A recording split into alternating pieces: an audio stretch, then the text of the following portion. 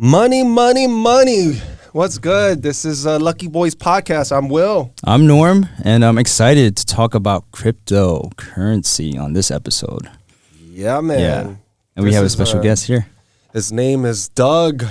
How are you? Doing well. How's everyone? We're doing well. We're supposed to have a guest join you today. I think his name was Korean Jew. Yeah, Korean He's Jew. really big. As we were just talking, you're saying like he's a big influencer over on the crypto space, especially on Twitter. Yep. And he couldn't make it today. He had family stuff, so wish him the best.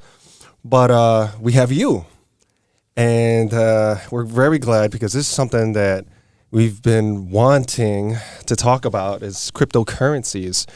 You know, it's becoming more and more popular, prevalent, and it's unraveling. Right. It is unraveling. You see major corporations digging their heels into blockchain. Yep. And there's talks about not only corporations, but countries creating their own currencies from this, Yep. own cryptocurrencies. And, we have places like China, Kenya, Hong Kong, where they primarily don't use paper money anymore. Yeah, fiat money. So Fiat everything's, the transactions either done through WeChat Right. or through their phone. Right. It's a whole new thing. So, I'm glad to have you on the show to shed some light on this and help kind of demystify some of stuff. Yeah, cryptocurrency is still a mystery to me because after I got burned, I was just like, I'm out, and I'm really trying to get back into it now. Right. So what is it? What is cryptocurrency? Where's Bitcoin right now? Like, Cool. So when it comes to cryptocurrency and talking about blockchain, right? I think we should separate the two. The blockchain is the technology behind crypto, while crypto is the digital currencies that are being traded as a medium of exchange. Right. So Bitcoin, the whole idea of Bitcoin of when it was first created was to really be a fight against fiat money, right? Mm-hmm. And changing the entire way of how people trade and pay each other. So when we talk about blockchain technology, we're talking about a decentralized exchange, right? We're talking about decentralized ledgers. And what that means is that there's no intermediary, there's no third party when you're trying to pay someone, right? So if you're thinking about Venmoing someone, Yeah. right? That's not decentralized, right? Mm-hmm. Because you're still going through Venmo, which is PayPal, Right. Bitcoin and other cryptocurrencies allow you to pay someone without anyone else in between. So that is your money, that becomes the other person's money, et cetera, right? Well, Simply put. What do you say to people that says that this is a scam, where Bitcoin is used by drug dealers and Dark web. the dark web, like Yep. like the Silk Road back in the day, and they sell drugs and guns and it's just in terms of they're like, this is something that bad people use, right? And that's on one end, and on the other end, it's a sucker's game, Yeah. where you buy it, it's like a pyramid scheme. Right. You buy it, and then someone else is going to buy it at a higher price than someone else. So what do you say to that? Just look at how many governments are utilizing it now, right? Think about how many big companies are utilizing blockchain technology.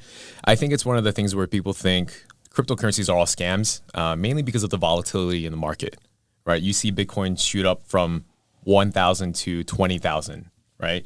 You see it come right back down, right? So people think it's just all a scam, when in reality, it's just a market cycle. And we see that with every single market, just depending on the time frame, right? I think when it comes to trading cryptocurrencies, it's super lucrative. And I think a lot of people's biases and emotions get in the way of letting them actually take advantage of that market. So they just see it as a general scam, and they're more likely to lose their money out and rather than gain any profits. And a lot of people like yourself who might have been burned from the bear market and that whole dump back in early 2018, I have a lot of friends that feel the same way, right? Like they're never going to go back into cryptocurrency. It's a scam. But I always say to them, if the same thing happened in the stock market, would you say the stock market is a scam? No, because these are real companies Yeah. that I'm investing in. Like if Disney tanked like 50%, I know they're going to come back eventually. Yeah. Right? So So- for me, crypto and Bitcoin are sort of a black box. Right. Like I don't know if it's a real business in a sense, or it's a real asset. Right. Or you're saying like trading, right? So is it more of you're trading the highs and lows, or is it more of like I'm investing for the future of cryptocurrency and blockchain? Great question. It depends on how you look at it. And I'm going to be honest, with most of the cryptocurrencies that are in the market right now, a lot of them are going to be purged. Like there's no real fundamentals behind most of these cryptocurrencies that are being traded on the market. But there are a few, right? So we can touch upon real use cases when it comes to blockchain tech. One of my favorites being supply chain management and healthcare, right? So supply chain management, you're basically utilizing blockchain to assign an identity to those products, right? It's immutable. You can't change it. It's transparent. Everyone on that network can see it. So one of my favorite cryptocurrencies was VeChain. They were utilizing blockchain in forms of QR codes. They had partnered with a ton of big companies to sell products and be able to provide that QR code on a label. Got it. Right. So every time you scan it, you know it's real. Right. So that's one of the real use cases that we can do, especially when it comes to supply chain and suppliers sending things, shipping things, genuine products or fake. We can actually utilize blockchain to differentiate that. Right. So there's some value in that. So, I mean, Yeah. what is it? What is all of this? Is it an investment? Is it a store of value? Is it An asset class? digital gold? Yeah. Is it like a stock? Yeah. Is it a form of currency? Is it a payment? I mean, Yeah. how do we classify this? Yeah. What is the appropriate classification? People have classified it a whole bunch of different things over the past few years, right? Especially when it started blowing up and becoming super popular. Obviously, one of the biggest coin terms for Bitcoin was digital gold, right? We see it as a store of value. We see it as a safe haven. We see it as the next gold, right? It's tough to say because one thing is obviously the whole idea of Bitcoin came up was because fiat money is no longer valued by gold, right? It's not backed by gold. So the only thing that fiat money is based on is interest rates, government, right? Anything the government says. But now when it comes to Bitcoin, people are saying that that's going to be the next digital gold. Whether that actually comes true or not, we don't know. But one of the things that I want to mention is I think people underestimate the power of the Federal Reserve. Like there's just no way you're going to beat the Reserve and the World Bank with Bitcoin, right? There's just no way you're going to immediately change within the next 5 years into digital currency in terms of Bitcoin, right? It's going to be super tough. It's going to be a transition and transformation that's going to take years of reformation and Like decades. yeah. So do you think within our lifetime? Possibly. Don't know. It's mean, really hard to say. Just looking at the climb of Bitcoin, just to put some context into it. When did it come out? 2011? 2009? I believe around 2009. Right? All right. 2008, actually. All right, 2008. So, during the recession. Yeah. That's when what was his name? The Satoshi? Satoshi, Yep. yeah. So, it's essentially 12, 13 years old now. Right. And when it came out, it was, I guess, a penny. And then after a couple of years, it was worth, I guess, a couple of $100. Yeah. And as we stand now, at one point in 2020, I hit over 10,000. Yeah. I think it's back down to mid 80s. Yep. Mid 8,000s. What's the ceiling here? What are we talking about? Like, do we think it's going to go on a? I mean, that's insane. From going to, let's just say $10 to 10,000. Right. That's absolutely like just insane. In 10 years, just something that'll increase in value by that much and have this type of world impact. And as this gains popularity, do you think it's something where it can hit 100,000, hit $1 million, add a couple of zeros behind, or are we going to lose zeros? Will it ever go back down to like $10 and to a point where people are like, it's worthless? Right. So if we're talking about technically speaking, just looking at the charts, I don't think it's going to go back down. I don't see it retesting the 3K range or anything like that. As of right now, as of today, the market has been swinging back and forth, right? So we saw a run to 13K just a few months ago, went right back down to 6, 7K, made another touch on 10K. But as of right now, in terms of future value of it, it's really hard to say. You can't really put a number on it. $1 million seems a little far-fetched to me. But a lot of people are basically analyzing Bitcoin's future value based on a few technicals like Bitcoin halving that's coming up in June, right? So they're saying when it comes to mining, every 210,000 blocks of mining in Bitcoin, the supply is halved. Okay. Right. So what does that mean the halving? So someone, let's say I'm a beginner and Right. I'm getting into this space and I have 2 Bitcoins, right? So let's just say 20,000. Let's just say it's valued at 10K. So I have 20,000, 2 Bitcoins. So does that mean the halving, will I have 4 Bitcoins now? No. So the halving just means that when it comes to Bitcoin, it's like gold. There's a finite supply of it, right? So we have people who are called miners who are constantly solving these problems in getting into the next block, into the next chain. And it rewards them with Bitcoin, Okay. right? Now, when it comes to mining, it's super expensive to do. I would not suggest anyone to invest in that, especially when it comes to Bitcoin. It's not as easy anymore. But every 210,000 blocks, which is typically every around 4 years, we hit a halving point. So what happens is that the supply diminishes. It becomes a lot harder to actually mine Bitcoin at that point and be rewarded for it. I see. So, all right, so that's what halving means is that It limits the supply. Exactly. Yeah. it reduces the supply. Yep. So now it becomes more valuable. Supply and demand. Yep. I see. And when is that occurring?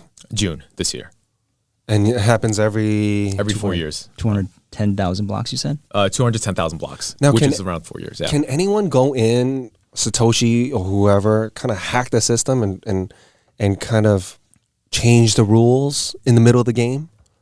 No, it's extremely hard to do that. Even with people who are trying to hack and steal cryptocurrencies or Bitcoins from other people's wallets, it's extremely hard to do that just based on security and the privacy of blockchains in general, the technology behind it. So it would be extremely hard to, I don't even think it's possible to just be able to change the whole mining system when it comes to Bitcoin. Right. Obviously, hacks in terms of stealing money is still possible, but it's also extremely hard. Like like exchanges, like the largest exchange, Mt. Gox, Right. which was one of the first to get hacked, Yep. and people lost millions of dollars.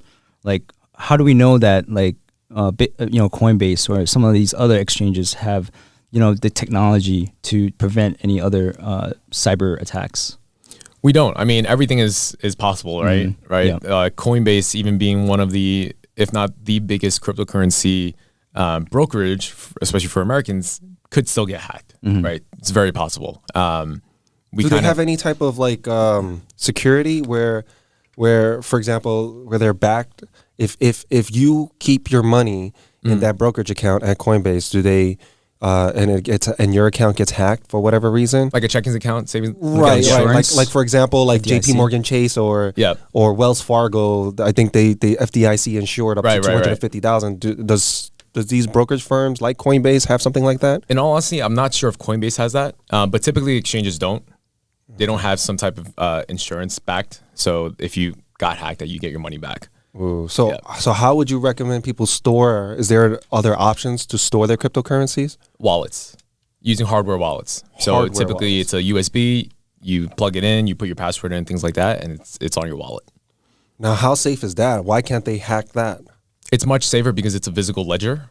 So you're literally the only person that can access it, and it's stored directly on your wallet, which is the hardware. So it's offline. Yeah, exactly. I get it. What if All you right. lose it? If you lose it, you're screwed. Oh shit! Yeah. Well, don't USB can't- sticks? You get lost if- often. Well, if you lose a stick, don't you have like a sequence of passwords or codes? And once you hit that sequence, you can buy another ledger, put that same sequence in, and then it'll be able to connect to your account. No, because every ledger comes with their own address, wallet address. Right. So if you lose your hardware one, you're basically screwed. Oh wow. Yeah. Wait, so you can't. So why do they have the password codes? Like, they say you got to have like certain, like they have like a certain amount of words for your ledger. Yeah, that's for your login. That's to get into your wallet, the passwords. Right. So, but that doesn't mean that. So you get into another wallet and you put in the same sequence of words, you won't be able to log into your account. I thought you could.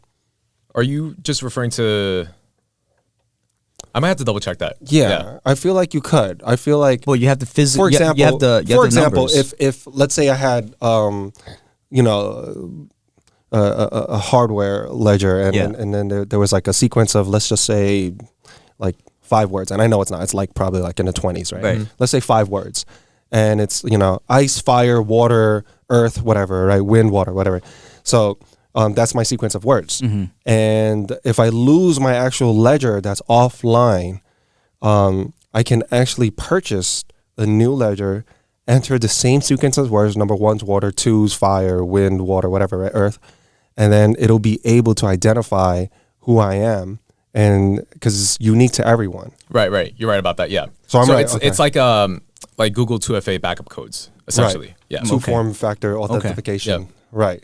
But So if you lose the actual, it doesn't hardware, matter. You, it doesn't you can matter. you can get another ledger, right? And correct me if I'm Yeah. wrong, because Yeah. this is stuff that Yeah. you know. I'm gonna have to double check on that Okay. because I haven't used a hardware wallet in a long time, but I have to double check because if I remember correctly, the wallet was assigned to a certain address. But Right. yeah, But you have to be able to go back. The way I see it, that's just too risky, right? That's why. Yeah. I mean, I've read that don't like keep it in a safe place. Don't Right, but they're also Lose it. but they also say, you know, don't let anybody else have your passwords, because if they do, Right. they can log in at another location and steal all of your stuff.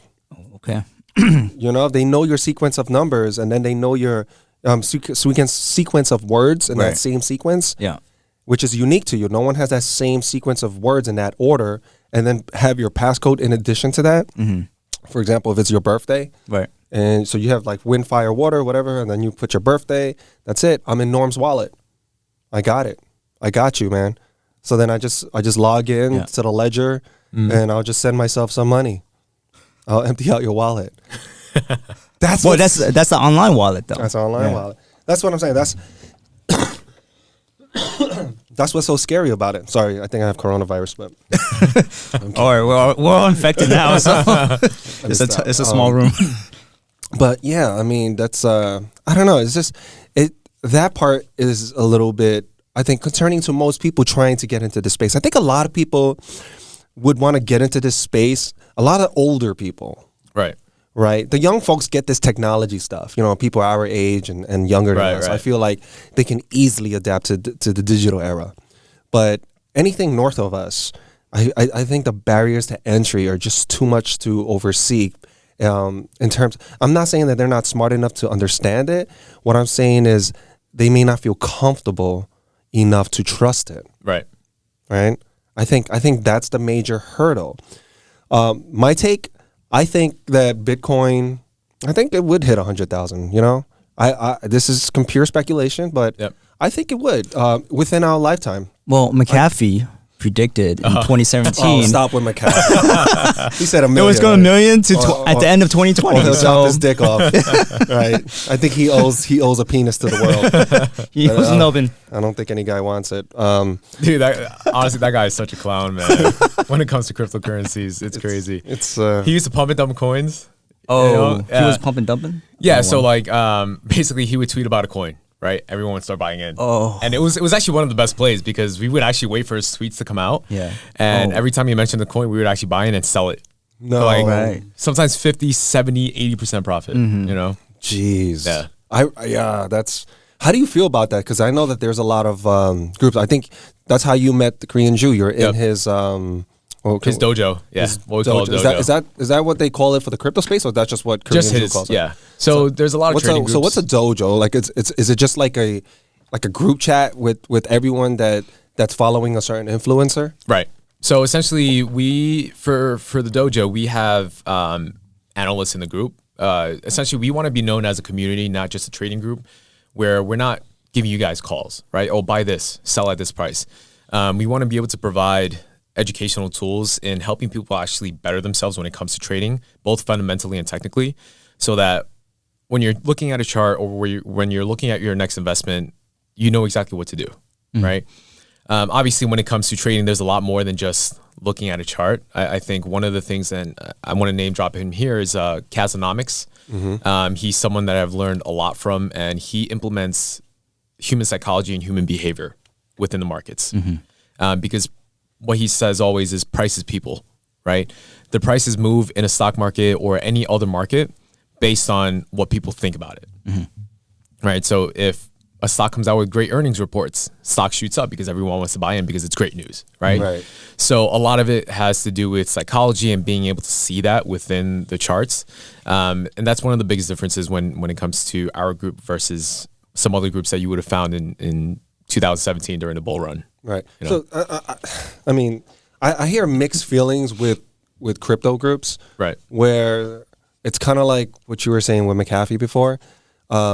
These groups hype up a coin or a certain type of currency, and then while this group, they're the first ones in the know. Yep. Like what Mark Cuban said, if you walk in a room and you can't point out the sucker or the fool, it's you. It's you, yeah. Right. So a lot of people have that feeling that this group, whoever's in this group are the first ones to know, and hey, let's share it with these other people. It's like down the chain. Yep. And by the time it gets to these guys, their profit percentages are lower. So it's up to them if they want to sell it, but their product is a pump and dump, so to speak. And by the time these people down here get that news, and they're joined, the laggards, once they get in on the news, they're left with all the bags, and that's it. No one else. So they're stuck, and they have to take a big L on it, a huge loss. So does that happen a lot in these groups? You see a lot less now. After the bear market, but during the bull run from that run up in 2017, mid 2017, all the way to 2018, there was a lot of it, right? So there were specifically groups that all they do is pump coins.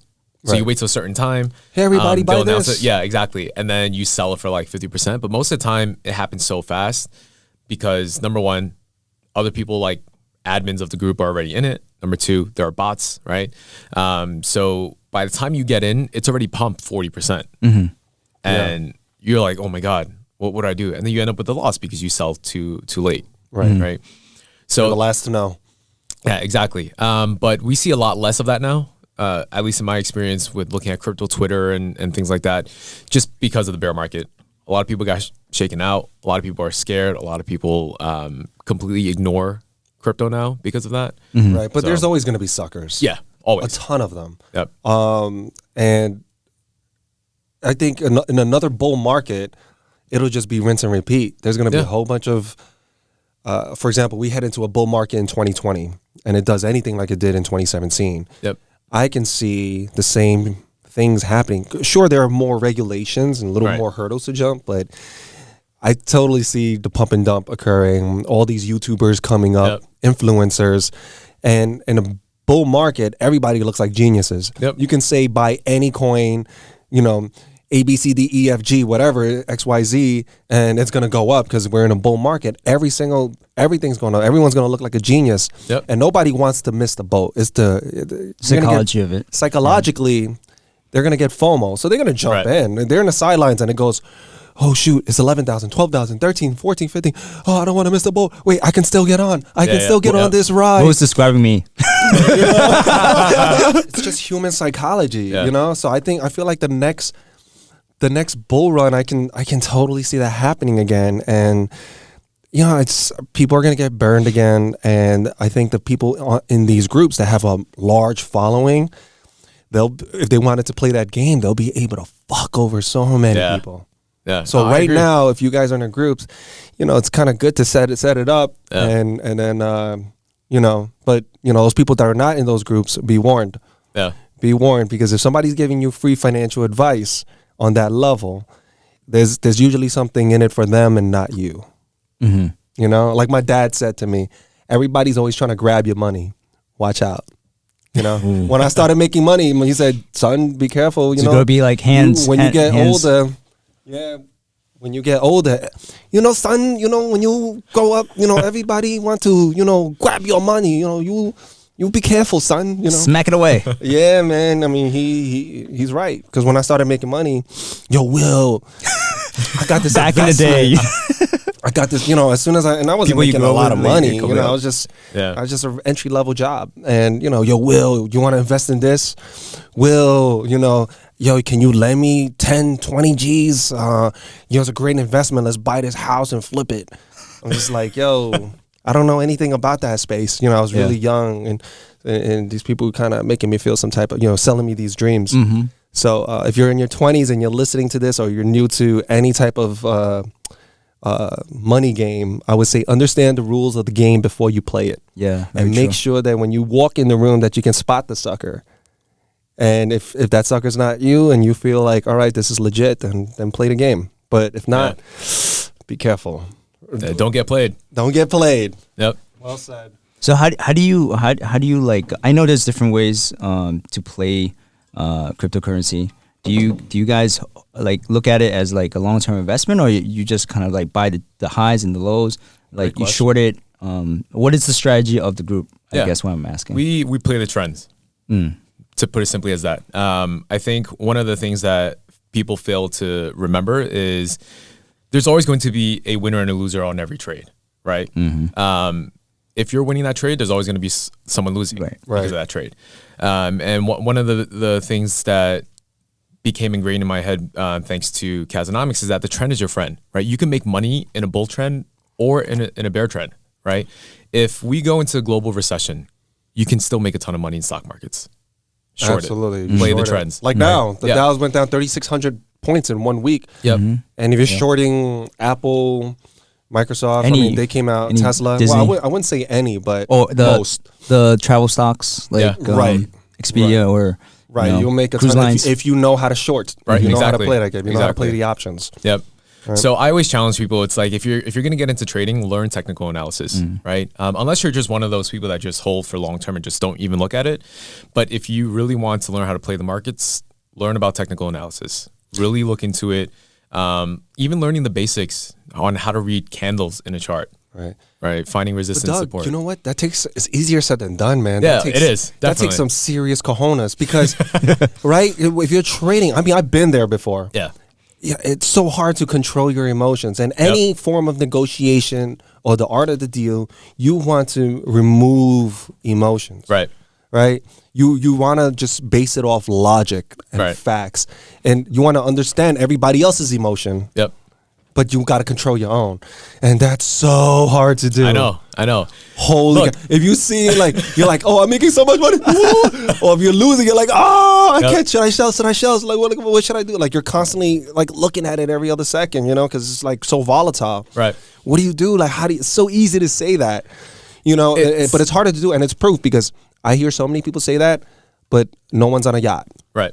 Or at least that I know. I'm not on that Dan Blizzard status, but I don't see, I mean, I got a couple of friends that are millionaires, but tell you the truth, like, that's not that much money this day and age. I mean, it's good money. Of course. But it's not enough for you to be sitting on a yacht. Yep. Like that type of luxury lifestyle that you know, that they portray out there. It's enough to just get a couple of nice things. Yeah.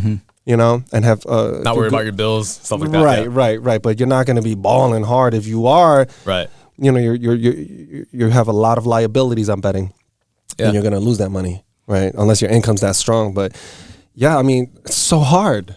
Yeah. Emotions are the biggest thing the hardest, most difficult part about trading. And I speak from experience too. When I really started to learn technical analysis a few years ago and really put my heart into the work, emotions really became the driver of the reasons why I got into a certain trade. Right. So instead of looking at everything else and sticking to what my targets were for exits and entries, I played it based on emotions. And that's essentially what can ruin a trade, you know, and not go in your favor. Yeah, emotions are a bitch, man. Like, I catch myself selling things like way out of control. Like, for example, let's just talk about like stocks, right? I caught myself selling a stock that a little premature or very premature. I did profit. I was in the green, so I can't cry about it. But compared to what I would have made, it went up like 200-300% since I sold. And I didn't need the money. I just sold it because I thought it was going to go down. I was worried. And it just went up 2-3. And I know they say, you can't look at it like that. Yeah. I get it, man. But just... It's hard. It's hard. 2020's hindsight, I understand that. But damn, like, I'm kind of like slapping myself. Like, damn, that would have been like a nice problem. No matter how you spend it, 200 to 300% profit is... Oh, man, that's sexy. Yeah. I mean... retrospective FOMO is probably one of the worst things you can have, right? Even I still do that till this day. Selling something too early and then looking back and I was like, damn, that could have made me, Coulda, shoulda, woulda. Yeah, but then one of the things that I try to remind myself is profit is still profit, right? Even if it's 10%, 20% versus 200, you still made profit. And just focus on the next trade. There will always be another opportunity to make more money. Always. No, That's I a great way. agree. Yeah. Yeah. Because I don't feel as bad even if there was an opportunity to make more money in a trade. I always think like at least I didn't lose like a grand, or I didn't lose my shirt, like some people. Yeah.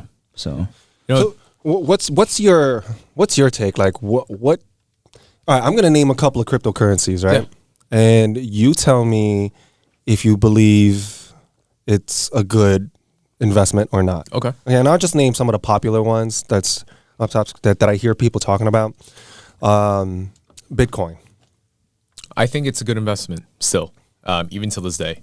And I think that depends on what type of trader you are, right? Long-term investment. Long term. Let's talk long term. Yeah. I think most people that would listen to this are in this, like, they're curious and they're looking to see if this is something that could be long term. I don't think they're gonna look at all the X's and O's, Right. and like you are, and then Yeah. and then try to find all these little, Yeah. As a long-term investor, I would suggest getting in, even just holding it, even if it's, and remember, you don't have to buy a whole Bitcoin, right? That's the Right. great part about it, Right. right? You can own a fraction of it. But I also think for those long-term investors, look into the actual fundamentals behind blockchain, because it's easy to put them together, blockchain and crypto, but in reality, they're actually two completely different things, right? You have to understand blockchain technology as a fundamental behind how we're going to go through a digital transformation and how companies operate and how the world operates. Web versus, 2.0, right? Yeah, 3.0 versus 3.0, yep. versus the actual currencies that are being traded for money. So I think it's important for someone looking into it to separate the two and really understand what's going on. Are they connected? Can they be connected somehow? Oh yeah, definitely. They're definitely connected because it's a technology that backs all those currencies. Right. But like I mentioned before, a lot of cryptocurrencies are useless. Right. And they're all what we call shit coins, right? Right. Fundamentally speaking, they don't really have any real use case unless we're talking about things that are actually being utilized, like supply chain management, healthcare, Right. banking. But that's where systems. blockchain technology comes in. Exactly. Right. Yeah. It doesn't act as a currency. Right. It acts as a form of proof of purchase or tracking device, like you were talking about exactly. earlier. All right. So how about Ethereum? I do think that Ethereum will be here to stay. Their purpose is different than Bitcoin. Bitcoin was really to change the way we make payments. Ethereum is trying to change the way we operate, essentially, especially for third parties. Yeah. How so? So when it comes to Ethereum, they want to change how, for example, let me put it in plain terms. Let's just say all your data is stored on a cloud, right? Now, you don't actually have ownership to that data. Technically, the cloud does. Right. Whatever third-party company you're utilizing. Ethereum wants to be able to provide a blockchain network to build apps based on that, where that data and those rights are still yours. And it's Okay. not owned by a third-party app. That's some serious value there. Yeah. Now, obviously, we're still waiting to see the real value in all these companies, right? We're still very early in the stages. It's going to take a long time to adopt and really change. So you feel like, for people listening, I know this technology has been out over for a decade. Yeah. Cryptocurrencies, and you feel like it's still very young. Yes. So you Still would very compare it to a timeline from like a baby to like an old man. How old would you say is the baby? How far? Still along? A few infancy months old. stage. Yeah. wow. It's not even toddler stage yet. Is he It's- walking? Because or I think crawling. even with all the companies that are utilizing blockchain right now, it's still very new, right? Still very new, still very vulnerable. People are still mainly testing everything out. There's no real proof yet that's being standardized. Right. And even when we see most recently the SEC, right, trying to regulate cryptocurrencies, same thing. We're still super brand new in this market. It's kind of like when the internet first came out. Exactly. Like the dot-com period, right? People didn't believe in emails Right. at the time. People didn't believe you can send a text digitally, Right. Instead of writing a letter. Now look where we are, Right. But It's insane. it The is- last 25 yeah. years. Yeah. How far we've come. It's Yeah. incredible. we have virtual reality now. Yeah. Right. Like the only times people saw that were in movies back in the day. I think a lot of the shows that come out now in movies like John Wick and Altered Carbon, all these different shows. Well, I and gotta Black catch Mirror, up on the second season on that. Yeah. It just came out. Yeah. and Black Mirror. I think these are all real things that can happen. Absolutely. Like, seriously, oh my gosh. Yeah, I totally believe that. Yeah. Even what was that show? Damn it! It got canceled. It had 2 seasons Describe on it. Netflix. Is a woman. They had this weird dance to go into like alternate dimension. Oh, OA. Oh wait, Original Angel. Yeah. yeah, and they were using Ethereum to do all the payments, and it was just so interesting. Season 2, I was like, whoa! I wish they didn't cancel it, man. I really, Britt Marling, like genius. Yeah, she's like, genius. She wrote it. She wrote it too, right? Yeah, and her story. performance, like, it's hard to like start something. I mean, we know as filmmakers, right? It's hard to start something from there and then get it to the point to where she had it. Mm-hmm. I mean, it was amazing. I would love to see that show keep. It wasn't like it was getting whack. It was just getting good. Like, Kind of interesting. Really good. Yeah. Like it talks about like different dimensions. Yeah, it was so interesting. Watch it, but it's kind of like a cliffhanger because like Netflix didn't renew for another season. Yeah. Kind of pissed about that. But all right, so Ethereum, thumbs up. Bitcoin, thumbs up. Yep. XRP, Ripple. No. Well, XRP. No. XRP, Tron, I put them in the same Shitcoin list? category. Yeah. Oh, wow. They're Why's that? They're useless. I mean, Ripple is not exactly the foundation of a cryptocurrency, right?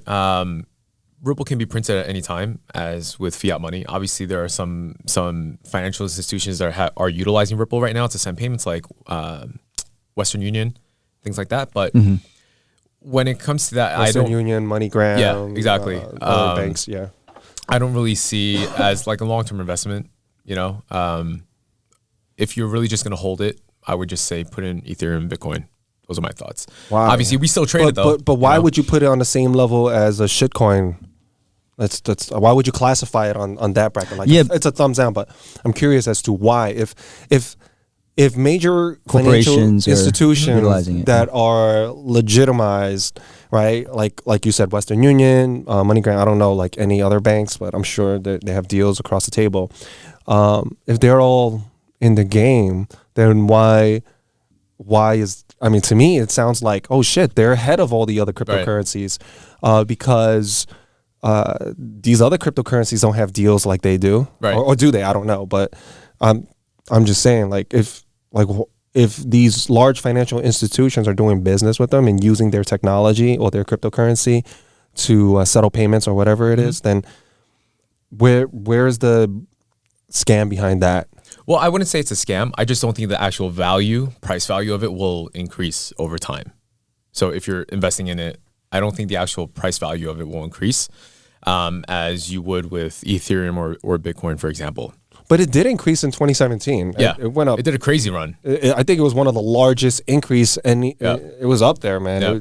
And people got rich off of that and became millionaires. Yeah. But it was a bull run during that period, right? So Yeah. most coins were up. Right, but it was like top 5, Yeah. I believe, top 3. It was really up there, and how far, and the variance of percentage from the whole run when it began, percentage. But also, to be fair, it had the biggest drop. Yeah. One of the higher they are, it also had the biggest drop when the bear market came. You know, it's the same way people play penny stocks.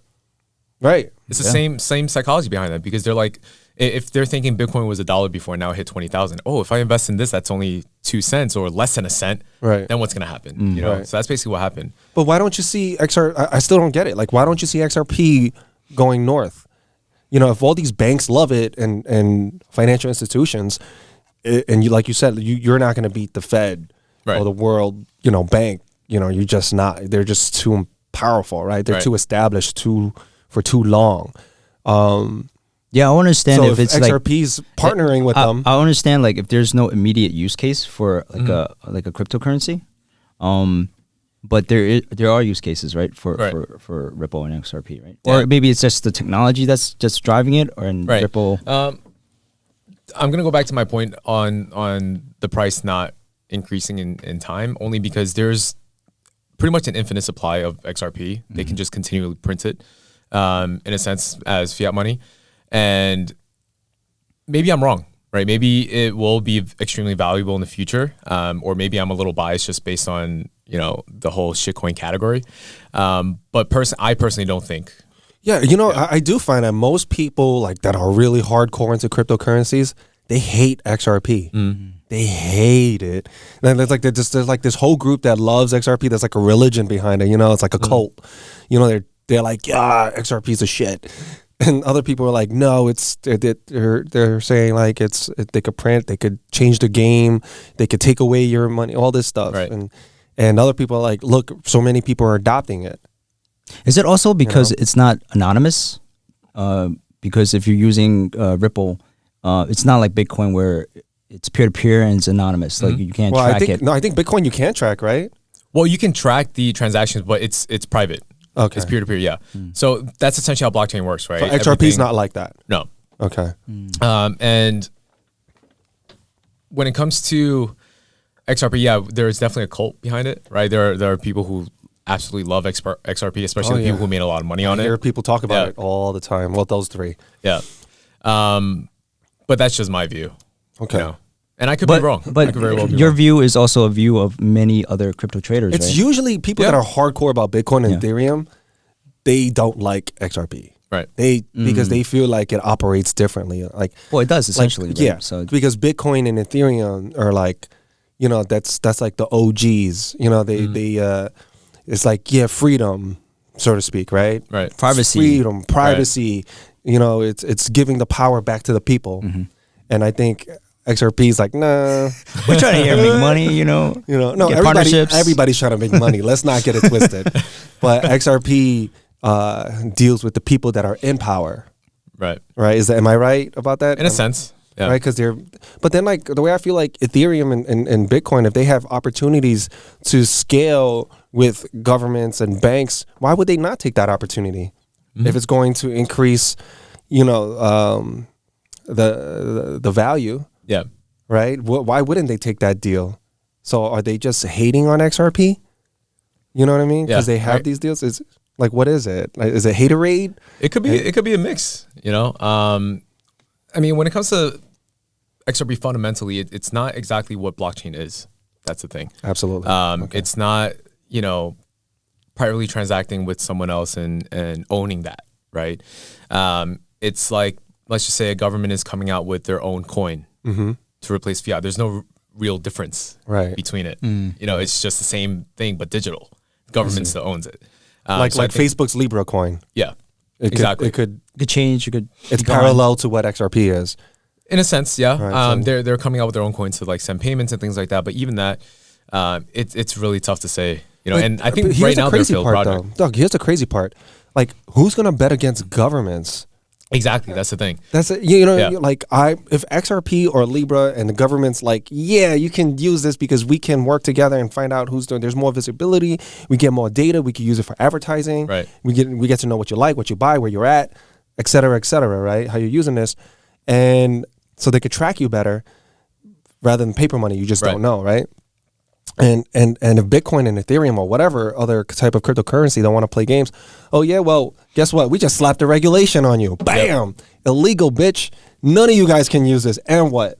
People are gonna I could see that's when Bitcoin and Ethereum, I could see like it going down like tremendously the value.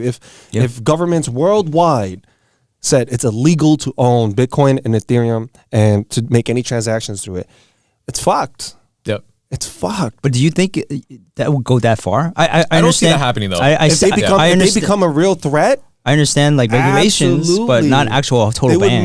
They would make it borderline impossible for you to own Bitcoin and Ethereum and do something with it. Would you risk your freedom for that? Well, people riot because they don't have access. You think to people would riot? Hey, you think people would riot? Like, come on. No, in all honesty, though, I don't see that happening with governments banning it. I also think that, just to take a few examples, the U.S. is a lagger behind it, right? U.S. is actually very slow in regulating and implementing blockchain and crypto, while you see like Asia, Singapore, Switzerland, Asia, Europe, they're like Japan, all hands in, you know. And you take a look at China, everything is digital, right? You use WeChat to do everything. Right. You want to make a payment to someone. You want to pay for a product. You want to go to 7-Eleven. Yeah, you want to book something. Everything is done through WeChat. I understand all that, man, but you still have to get the thumbs up from the government, especially if you're talking about China. Because if China straight up said, "No more WeChat, motherfuckers. Yeah. It's done. Yeah. It's done. We want all you motherfuckers pay cash. It's done. Everybody's paying cash." I hate to use my language, but whatever. Like, I'm just saying, like, I'm making emphasis to my point. Like, I'm just saying that you have to play ball with what the government wants. Right. So to me, in my opinion, if XRP is following all the regulations and doing they're moving like a corporation. So that's why I feel like people don't like it. But I think for the longevity, just to counter argument with your point, for the longevity, I think you want to look at the people that are playing ball with government, following regulations, keeping their nose clean. Yep. Right? Because when that day comes, then it would rise up. Again, I don't know. I mean, it's you and I, we're just talking, but that's just my theory. Like, I wouldn't want to go against the government. They're the kings. Right. They make, they make all the rules, man. Yeah. I agree. But that's also the rise of cryptocurrency and the technology is because people weren't satisfied with what the government was doing. Yeah. And the banks, and I get it, but you're not going to beat them. Yeah. You could be unsatisfied. You work with all them. you want. Look, when growing up, just think about it. When you're growing up, you're 5, 6, 10 years old, and your mom and dad says you can't do something, and you don't like it, but you still gotta listen to it because you're living under their roof until you grow up. So you live. That's when you can. Crypto is a baby now. No, hold on. That's when you can. As long as you're not living under their roof. So, so to use your analogy, if you grow up, that means you're growing up and you want to move away from the United States. Okay, I get it. But as long as you live under that roof of the United States of America or China or Japan, whatever, you have to follow your parents' rules. That's interesting way to look at it. And yes, to Absolutely, add to you have that, to. right? And then we're seeing that if crypto is being developed outside the U.S. and advancing at such a pace, and it becomes the dominant currency of the world, then that can happen, right? So it can take over as the dominant currency. Absolutely, but which one? That's a major question. Yeah. Everybody wants to know. That's the multi-trillion-dollar question. Doug, what is your answer to that? Yo, it's tough to say, honestly. I mean, I can't say like Bitcoin is going to be the value that's backing every single fiat currency. It's going to be tough to say.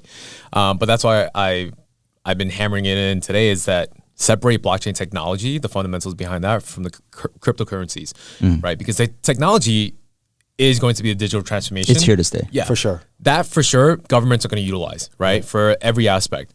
The cryptocurrency side, I mean, it's great, lucrative. You can make money off of it, take advantage of that. But really be able to separate blockchain technology versus cryptocurrencies. All right. So in 10 years, do you think XRP is here to stay? I think it'll still be here. In terms of value, I'm Will not it be sure. worth more or less than $1? I'm going to coin? say less. Wow. Called it, guys. Woo. Okay. And Bitcoin, Ethereum. Bitcoin, do you think more or less than 10,000 in 10 years? I think more. Ethereum, more or less than 300 More. I don't think Bitcoin is going to be 300 $1 million, though. dollars a coin. Yeah, I don't think it's going to be $1 million. That's a pretty far-fetched number, but I do think we have the potential of hitting 50, 100. Oh, absolutely. I agree with that. I disagree with XRP though. I believe if they playing ball with the government, that's the right move. Like if I'm doing business with anyone, I would want to make sure that it's regulated, that that somebody is not going to step in and say you can't do that, and then all that hard work is for naught. Yeah. Or you're going to have to find another way of transacting. Now I have to pivot to somewhere else. So I don't know. I would definitely want to follow the rules. I don't want to break them when it comes to that. Right. Yeah. The government. I'm not going to F with them. Yeah. The money wise. Yeah. The crypto story is still ongoing. It's not ending anytime soon. Yeah. How about all right, Cardano? Oh, I hear mixed stuff with that too. So yeah. In my opinion, I'm not really sure what's going to happen with that. they were like, I heard rumors that it could replace Ethereum. It was very similar to it, and it's going to be faster, better. It's Ethereum 2.0, so to speak. I'm not really sure where we're going to see that. We always categorize Tron, XRP, ADA, Cardano, all in the same category because they were the big caps, one of the first ones. But not really sure where that's going to end up. Okay. Yeah. Link. I think Link is going to do very well. Okay. Yeah, and it's actually already done extremely well. Okay. Just recently broke an all-time high. Yeah, that's crazy. That's crazy in this market too. Yeah. What other ones Litecoin? Litecoin. You like Litecoin? I feel like it's. I mean, the person, if the owner or one of the top people sold everything. Yeah. To me, that immediately puts it to shitcoin territory. Yeah. Just my personal Suspect. opinion. Yeah, suspect. You know, that just to me, if he's dumping everything, he's saying it's not worth shit, bitch. You know, or later on, it's not going to worth shit. That's action speaks louder than words to me. So it's what they did, and if he's the founder and he sold everything to me, it's just tells me everything I need to know. Yep. What other coin? Monero. Monero, interesting. See, that's one of the coins that will probably still stick around for a while, because that's what most drug dealers use, right? for real? privacy. Yeah. XMR is what's really used on the dark web. Wow. Why that and not privacy? It's a complete privacy coin. Okay. So you can't track it. It's not traceable, immutable. Everything that really defines it. So that's what people typically use. Also to launder money, right? Yeah. I actually, I found out about crypto first back in 2014 because the whole Silk Road thing came up, and I was like, what is this? So I looked into it, and I found out people paid in Bitcoin and XMR. I was like, what the hell is a Bitcoin? Yeah. I was like, all right, so Coinbase was already out by that time. So I just decided to buy 3 of them for $200 each. Oh. Back in 2014. What, Bitcoin? Yeah. Then I sold it 3 months later. Oh, so you know about the selling too early. Yeah, because I sold it because I didn't do my due diligence on it. I didn't research it. Right. All I knew is that people used it. You're not the only one. I know so many people that sold Bitcoin in its infancy. They didn't sell it at not everybody sold at 20,000. Yep. And it wasn't until 2017 when Ethereum started blowing up. That's when I started getting back into crypto again. I had deleted Coinbase. I deleted all of that back in 2014. So I never bothered to look at it until I started seeing news coming up about Ethereum. Wow. Yo, we live in such a fucking exciting time. It is. I know, yeah, everything is changing. So, you have to embrace it. It's scary because there's so many unknowns, but you have to embrace it. Doug, thank you for coming through, man. We really appreciate this. It was like, picking your brain and sharing your knowledge and just us just talking shit, Yeah. Definitely a lot more to learn. I feel like we just touched the surface of, what you're doing with crypto. Yeah. And if Korean Jew ever want to pull up, hit him up. Hey man, if I'm sure he could go next level on this. So I think it's good to kind of get you to lay down that foundation. We'll do a continuation part 2 if he has the Yeah, we're gonna have like a little chalkboard and with like he can like no, I'd spit out some formulas. I bet you a ton of people would love to pick his brain. Yeah, a ton of people would love to get his insight. I mean, the guy came up the ranks, and one of the few that a lot of people really listen to as an influencer. Yeah. So I'm sure a lot of people, and more people would probably want to jump into his dojo, and they would want to know how. Yeah. So thanks a lot, Doug. Anytime. We'll check you out, and we gotta have you back because you're also a sales guy, and there's a lot fitness of too. And fitness. Yeah. I mean, fucking does Renaissance everything, man. Yeah. So yeah, let's do that. Yeah. All right. Sounds good. Thanks for having me. Thanks, man. Thanks, guys.